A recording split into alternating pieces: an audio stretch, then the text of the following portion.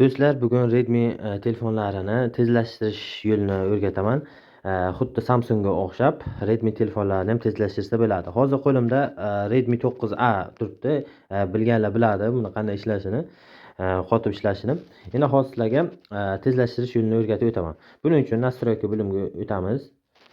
Ya'ni sozlamalar bo'limiga va telefon haqida degan joyga kiramiz. Telefon haqida.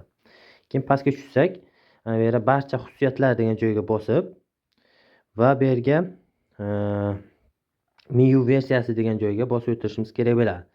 Bosganimizdan keyin bizga xuddi Samsungga o'xshab razraботчик bo'limi ochiladi. Ya'ni Samsunglarda ochilgandek va bundan chiqamiz.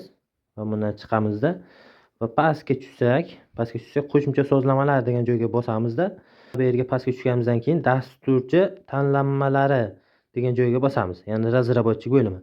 Va bu yerga razraботчик bo'limi ochiladi va pastga tushganimizda bizga xo'sh, animatsiya degan joy chiqishi kerak. Animatsiya.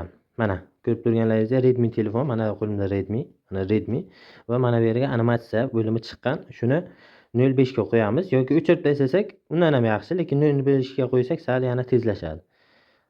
Ko'rib turganlaringizdek sal tezlashdi va telefonni bir o'chirib yoqamiz. Shu bilan telefonimiz raketada ishlaydi.